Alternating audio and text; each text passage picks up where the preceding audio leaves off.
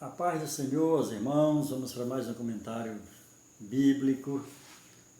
Estamos estudando o livro de Juízes. E a lição de hoje é a lição de número 6, que vai falar sobre Jefté, o oitavo juiz. Aí depois tem o nono juiz, que é Ibissã. O 10º juiz, que é Elon, e o 11º, que é Abidom. Mas a lição, ela trata justamente de Jefté. É comum, nos relatos bíblicos, ter um texto maior acerca de alguém que fez algo, não apenas algo da vontade de Deus, mas principalmente quando cometeu algo contra a vontade de Deus.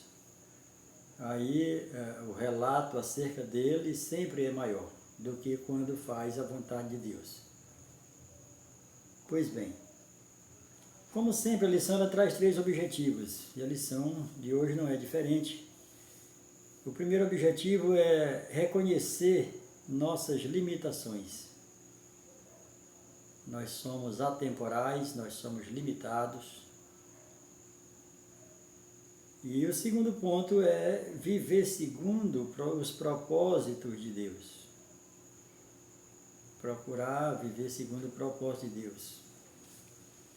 E o terceiro é crescer em conhecimento. A própria palavra já diz, o próprio Jesus também, quando relata dele ali no Evangelho ali de Mateus, quando com 12 anos ele ali entre os sumos sacerdotes, e ele diz, o menino crescia em estatura e em conhecimento.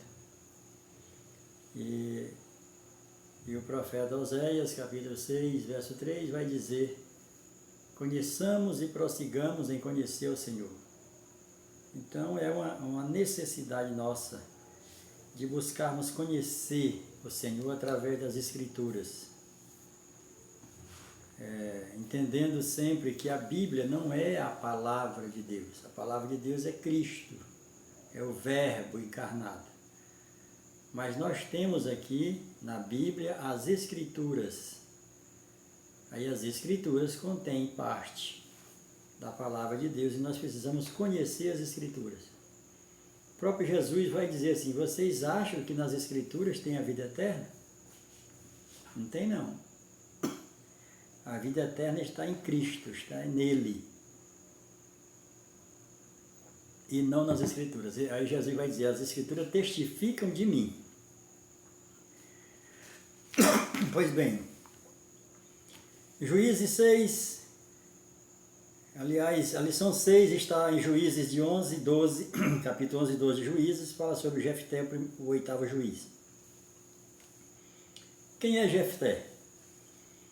Jefté, ele é filho de Gileade, um grande homem, que por sinal o nome Gileade significa um homem corajoso, né? Significa um homem valoroso, a palavra, o nome Gileade. Então ele é filho de Gileade, só que é um filho bastardo, um filho de Gileade com uma prostituta, não é com uma concubina, porque a concubina é aquela que o homem, que o rei tem dentro do seu harém, ali próximo a ele. Aqui não, aqui diz que é de uma prostituta, né? De uma vez que Gileade dá uma saída, né? E aí encosta num prostíbulo, na casa de uma prostituta, e conhece essa mulher e tem relação com ela. E ela engravida dele. E tem esse filho chamado Jefté. A mãe é prostituta, mas o pai é um homem valoroso. É um nome respeitado em Israel, da tribo de Manassés, né? Bisneto não bisneto, mas ali da descendência ali de José, filho de Jacó. Ele não chega a ser bisneto, porque a geração que entrou na Terra Prometida não foi ali, José não entrou, nem Manassés não entrou, quem entrou já foi já ali a terceira geração de José. Pois bem, então esse é Jefté, filho desse grande homem. E é comum a gente atentar só para os adjetivos, né, de pessoas, né, que menosprezadas. Por exemplo, Jesus estava na casa do Simão, leproso. Não precisava dizer leproso, até porque não tinha mais lepra, senão não estava mais em casa, oferecendo um jantar com convidados. Mas, por ter sido leproso, continua ainda as pessoas chamando leproso, da mesma forma que prostituta. E assim como qualquer outra situação de vida pregressa que a pessoa tenha tido antes do encontro com Jesus, as pessoas vão sempre conhecer pelo passado da pessoa e não pelo presente. A verdade prática vai dizer: não sou eu, portanto, quem procuro contra ti, quem pecou contra ti, porém tu fazes mal em pelejar contra mim. O Senhor, que é juiz, julgue hoje entre os filhos de Israel e os filhos de Amon. Aqui Jefté está mandando um recado, mandando mensageiro aos reis, dos quais estavam subjugando Israel, ali basicamente na tribo de Gileade, os gileaditas. A verdade prática diz: dependemos de Deus, pois Ele é o nosso socorro. Nós sempre dependemos de Deus. Não enquanto estamos em aperto, enquanto estamos em dificuldade de saúde ou financeira. Não é só nesse momento. A gente necessita de Deus sempre. Mas nós somos ensinados a necessitar de Deus só quando estamos carentes de alguma coisa. A dependermos de Deus, na realidade. Nós somos ensinados a depender de Deus quando estamos necessitando de alguma coisa. E não é assim. Nós necessitamos de Deus sempre, para tudo na nossa vida. Não é que a gente vai melhorando, eu vou melhorando e daqui a amanhã não preciso mais de Deus. A gente tem a ideia de que é um Deus como alguém que nos ajuda aqui financeiramente, até a gente se ajustar, arrumar um trabalho, montar um negócio, e dizer: agora não preciso mais de você não. Cessa a ajuda que está me dando, que eu não preciso mais. Com Deus não é assim. Senão Ele não seria o nosso Deus Todo-Poderoso. Nós somos necessitados de Deus sempre, independente do que somos ou do que temos. Sempre dependemos dEle. A introdução à lição vai dizer: a apostasia de Israel segue gerando opressão dos filisteus e dos amonitas por 18 anos. Capítulo 10, verso 8. Mas Deus novamente mostra misericórdia, e levanta um homem aos olhos de Israel, aos olhos das outras tribos e dos seus próprios irmãos gileaditas, um homem sem qualificação, sem qualificações morais, mas com a fé, A palavra vai dizer ali, com Isaías 53, que Jesus é um homem preparado, experimentado nos trabalhos, um homem de dores, de sofrimento. O profeta Isaías estava profetizando que ele fora escolhido, ia passar por isso, porque era um homem já experimentado no trabalho, experimentado no sofrimento, sabe o que é padecer. Assim também, João registra no capítulo 11, verso 11 e 12, quando Jesus se apresenta, quando Jesus começa o ministério, e diz: veio para o que era seu e os seus não receberam. Da mesma sorte que Jefté, filho de Gileade, um grande homem, porém de uma prostituta. E isso para os gileaditas, para os israelitas, o desqualificava para assumir o cargo ou qualquer cargo. Lembra do que acontecia com Davi? Davi é um filho bastardo de Jessé. Não era filho da esposa de Jessé. Tanto que Davi, no Salmo 69, ele vai dizer: eu era odiado pelos irmãos do pai, filho do meu pai, como pelos irmãos, filho da minha mãe. Ele não tinha paz, o lugar que ele tinha mais paz era no campo, olhando as ovelhas do pai. Ele não tinha paz nem com os irmãos do pai, nem com os irmãos por parte de mãe.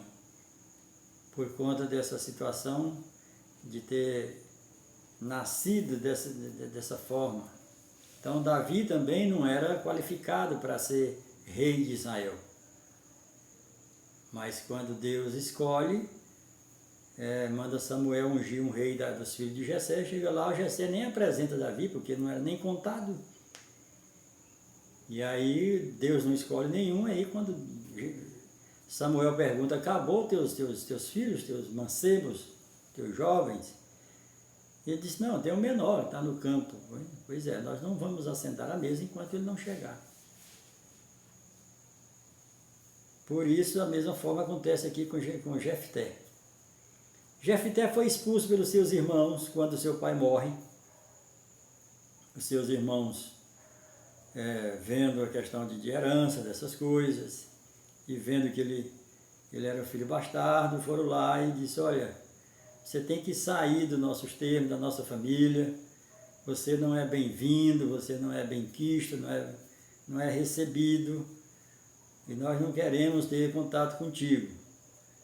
E despede ele com as mãos abanando.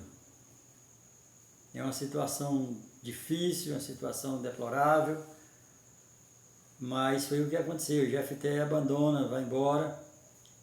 Mas Jefté é acompanhado por alguns homens também, outras pessoas, que também não eram bem recebidas, assim como Davi tinha os seus valentes. Jefté também, quando saiu, não que ele tenha arrebanhado, mas as pessoas o seguiram, porque via nele um grande líder, via ele um homem que poderia, de alguma forma, ajudá-los.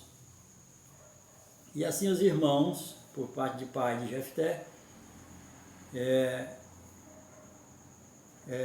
deserda ele, né? Faz com que ele abandone a sua cidade e vá para outro lugar. E ele sai, Jefté sai, não cria problema e vai embora. E aí o Senhor ali, pela desobediência, né, do povo, sempre desobedeceu a Deus. Quando Gileade morre, quando o juiz anterior morre, né? Quando esse juiz anterior morre, aí eles voltam a praticar o que não era bom aos olhos do Senhor. E aí o Senhor entrega ele nas mãos dos seus inimigos para que sejam oprimidos. E Deus o entrega na mão dos filisteus e dos amonitas, povos que eles teriam que ter dissipado, que eles queriam ter tirado das terras para assumir a terra, mas não tiraram de um todo.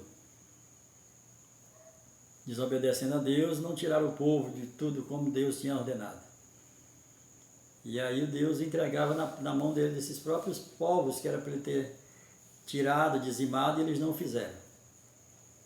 E aí Deus entrega, e aí eles se verem em aperto. Quando eles se veem em aperto, eles lembram de Jefté. E aí vão até Jefté. Na hora da angústia, na hora da agonia, eles até se abaixam, eles até se humilham, né? Mas isso não é sinal de humildade. É simplesmente por uma situação de perda, né? E aí eles vão atrás de Jefté. E Jefté impõe uma condição para eles: olha, eu vou lutar com o inimigo de vocês, mas se eu for vitorioso, vocês vai ter que me colocar como como chefe de vocês, como governador de vocês. E eles estavam tão sem para onde correr, sem outra expectativa, que aceitava qualquer coisa, qualquer colocação que Jefté viesse colocar diante deles, ali eles iam aceitar. E aceitaram, eles, não, vem governar sobre nós, vem ser nosso chefe, né? E a declaração de posse. E aí, nesse tópico, subtópico 3, ele diz, não é certo que aquilo que Quemos, teu Deus, te dá, consideras como tua possessão? Assim possuiremos nós o que Deus nos deu. Aqui ele está respondendo aos reis, ao rei dos filisteus e aos moabitas, porque eles estavam reivindicando as terras que os gileaditas tinham conquistado, dizendo que eles tinham sido tomados, tinham sido invadidos. E aí Jefté está trazendo a memória, dizendo, não, os seus antepassados concordaram, entenderam que era o nosso Deus que deu essa terra para nós. Então como é que vocês agora se levantam para querer de volta essa terra, sendo que os seus antepassados não fizeram assim? O segundo tópico vai falar sobre a vitória de Israel e o voto de Jefté. Todo o esforço diplomático de Jefté com o rei dos filisteus e dos amorreus foi em vão. Eles não aceitaram. Jefté procurou de todas as formas não ter que guerrear, mas não teve outro jeito. E aí Jefté vai para a guerra, mas antes de Jefté sair para a guerra, ele faz um voto, e um voto imprudente. Capítulo 11, verso 31 de Juízes, ele vai dizer, quem primeiro da porta da minha casa sair ao meu encontro quando eu vier da batalha, com a vitória, eu oferecerei holocausto ao Senhor. O holocausto significa oferta queimada por completo, queimada toda. E o voto de Jefté é uma das passagens bíblicas mais debatidas e difíceis do livro de Juízes. E provavelmente toda a Bíblia. Não há dúvida, dúvidas, qualquer que seja a interpretação aceita, que foi um voto precipitado e resultante do calor do momento, né? O voto consistia em que, se Israel fosse vitorioso, né, naquela batalha, ele ofereceria em holocausto ao Senhor o primeiro que saísse da porta da sua casa. É consenso entre estudiosos do hebraico que o texto em apreço exclui a possibilidade dele estar se referindo ao animal, visto que a frase, quem primeiro me saiu ao encontro, 11:31, jamais poderia ser usada para um animal. Tratasse-ia, portanto, nesse caso, de um sacrifício humano, o que era claramente proibido na lei, né? Na lei de Deus, através de Moisés, mostrando como abominação, em Levítico 18, 21 e Deuteronômio 12, 31 a 32. Então, no clamor do momento, né, Jefté foi de encontro aos filisteus e Amon e combater contra eles. E o Senhor entregou nas suas mãos. Não porque ele tivesse feito voto. O Senhor já o tinha escolhido antes. A questão do voto aqui não tem nada a ver com a vitória. Mas aí eu chegar em casa, e aqui eu quero voltar um pouco acerca desse tema, né? Quando ele diz aqui que essa passagem de Jefté é uma das passagens bíblicas mais debatidas, né, entre os teólogos, os estudiosos da Bíblia.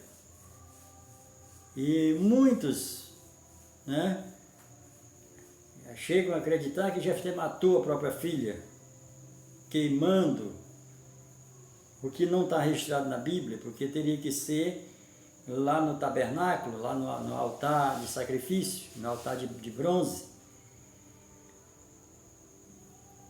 E isso não foi registrado na Bíblia, sendo que ele teria que sacrificar o Senhor. E não só esse ponto, mas muitos outros pontos da Bíblia, outros textos, é tabu na Bíblia. Nós herdamos do hebraico e do latim, por conta da religiosidade. São muitos trechos bíblicos que são tabu e as pessoas preferem não mexer. O que é comum quando a gente encontra algo que não entende na Bíblia? Está lendo a Bíblia aqui, encontra algo que não entende. O mais provável, o mais comum é fecha a Bíblia e guarda, né? Parar de ler, não entendi. Só que essa não é a vontade de Deus para nós. Senão ele não teria colocado nas Escrituras. E as Escrituras, a própria Escritura vai dizer que ela é boa para redarguir, para ensinar, para corrigir, né? Então, é para a gente mergulhar, para a gente questionar, para a gente se humilhar, para a gente buscar respostas. E dentre esses tantos tabus que tem, alguns aqui como esse de Jefté, tem também o de Judas, o traidor de Jesus, que diz que a palavra está escrita lá em Mateus 27:5, que foi se enforcar. Comprou a corda e foi se enforcar. Mas até aí foi se enforcar, mas não se enforcou. Porque depois a gente vai encontrar escrito que ele foi partido pelo meio, né? Suas vísceras derramadas. Então, no enforcamento não faz isso. Aí nós temos também a questão do tanque de Betesda. Um certo anjo, um certo tempo. São outras coisas, outro tabu que está lá, que as pessoas não entram, não mergulham para buscar a verdade, para saber, buscar o discernimento do Espírito por trás da letra, para saber até onde é crendice, até onde é religiosidade e até onde é a Escritura. O outro é os anjos caídos, em Gênesis 6, de 2 a 4.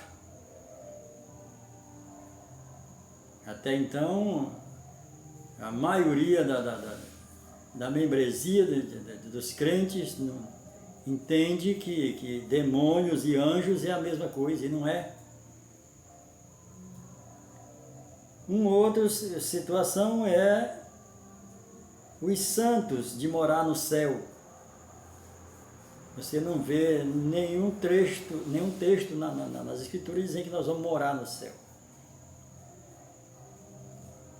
Agora você vai encontrar bastante texto de Deus querendo habitar na terra, no meio dos homens. Desde o Éden, passando pelo tabernáculo com Moisés, pelo templo construído por Salomão, e o próprio Jesus, em João 1, verso 14, que ele se fez homem, se fez carne para habitar entre nós, foi ele que veio. Ele também fala lá em Êxodo 25:8, né? O próprio Jesus também fala em Mateus 6, ali na oração modelo: venha sobre nós o teu reino, ou seja, traz o teu reino aqui para a terra, e não levar a terra aí para o teu reino. Então nós vemos sempre que Deus, que o Senhor, Apocalipse capítulo 21, vai estar dizendo que Deus vai ter um novo céu e uma nova terra. A terra nunca vai deixar de existir. É claro que essa terra que nós vivemos hoje, depois do milênio, ela vai ser queimada, ela vai ser destruída. O céu também não vai existir mais, esse céu, né? E vamos lembrar que a Bíblia sempre fala de 3 céus. Da mesma forma que tem 3 céus, também tem 3 dimensões para baixo, chamado de catótera.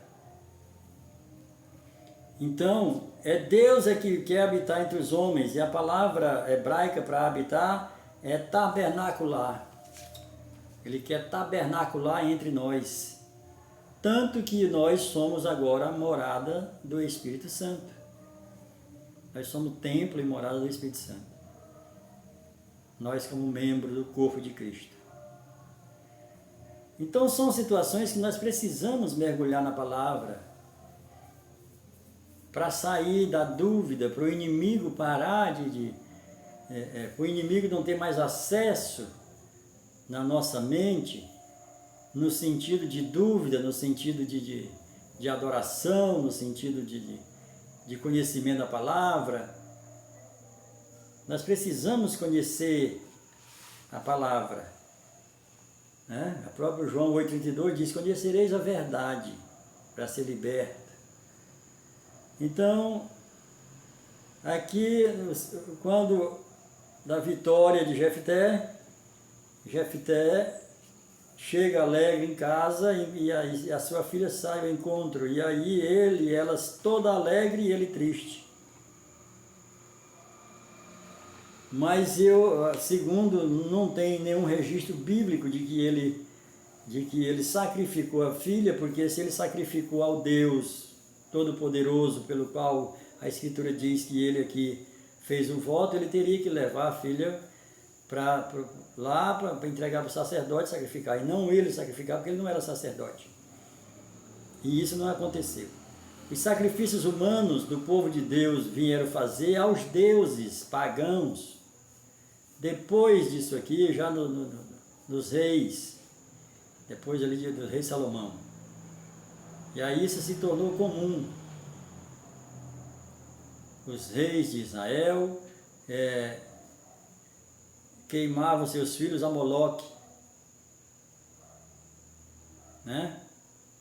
Então isso aconteceu, mas oferecendo holocausto de crianças, de seres humanos aos deuses pagãos. Agora o nosso Deus Todo-Poderoso não tem registro bíblico.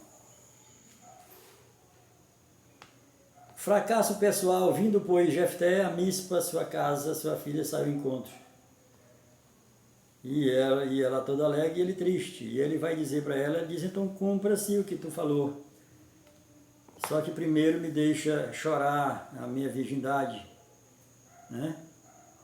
E aqui já tá falando de que ela não seria morta, porque ia ficar virgem, ia permanecer virgem sem ela não conhecer o varão, diz o verso 11:39.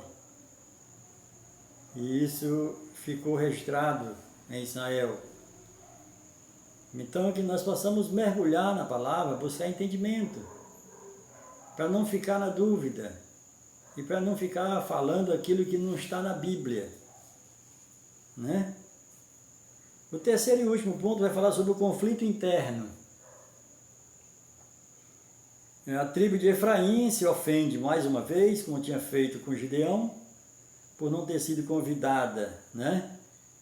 Todo por um protocolo. Se a nação está em guerra, se a igreja está num trabalho, se a igreja está num projeto, todos têm que abraçar. Mas tem aqueles que têm que ter aquele protocolo, tem que chamar de púlpito, tem que falar o nome. E assim era os efraimitas, né? E Jefté vai dizer: eu chamei todos. Vocês é que não deram ouvidos. Vocês não acharam que Deus estava comigo, que Deus tinha me escolhido. Assim também como aconteceu com Davi, assim como aconteceu com José, né? Ele contou com todos, José contava com seus irmãos, mas não foi possível. Davi também esperava que seus irmãos o ajudassem, mas os seus maiores inimigos eram seus irmãos.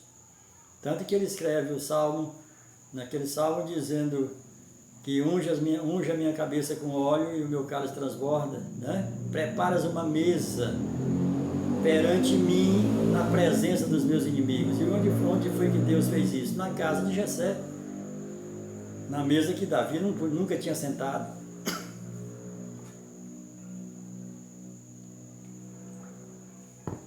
Na casa de seu pai. E os seus inimigos eram seus irmãos. Então aqui os efraimitas estão falando de uma coisa, estão trazendo algo aqui para Jefté que não tem sentido. Ele chamou sim, e nem era necessário chamar, né?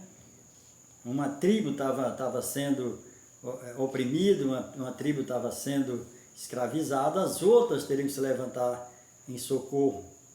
É assim que tem que ser o povo de Deus, falando a mesma língua e não separados. Pois bem, aí depois do segundo subtópico vem a questão do grande massacre, né? Onde morreu mais de 40 mil homens ali, fugindo ali dos efraimitas, né? de Gileade, quando eles iam passar para... Quero passar, então os homens de Gileade lhe perguntavam, és tu efraimita? Jefté liderou os homens de Gileade contra os de Efraim e os obrigou a fugir de volta para as suas terras, pelo vale do rio Jordão. Certamente uma guerra civil entre irmãos. Não era o que Deus desejava, não era a vontade de Deus. Mas eles ali se degradando, né? Por falta de conhecimento, de obedecer ao Senhor. E assim hoje nós vemos também a igreja se degladiando, ministérios contra ministérios, e quem é o vitorioso é Satanás. Porque enquanto a igreja fica se degladiando entre os ministérios, entre as convenções, as almas estão aí sedentas. Os crentes estão cultuando, estão na igreja, mas são raquíticos, não estão crescendo. Aqui, como disse logo no início aqui da palavra, conhecer em graça, crescer, não estão crescendo, são raquíticos. No terceiro objetivo aqui, é necessário que nós possamos crescer em conhecimento. Mas a igreja estagnou, a igreja não está crescendo por conta dessa situação que aconteceu entre os efraimitas e os gileaditas. Enquanto isso, a igreja fica sem crescimento. Não avança no sentido do reino, de conquistar o reino de Deus, né? E não cresce no conhecimento da palavra, no entendimento. Assim como Paulo disse, continuam meninos na fé, necessitando de leite e não de alimento sólido. Que Deus nos abençoe. E aqui os outros... No tópico 3 vai falar aqui dos outros juízes que passam, não tem nem de forma panorâmica, porque no caso de Ibissã, Elon e Abidom, não tem nem assim uma visão panorâmica dos seus governos, dos seus reinados aqui como juízes.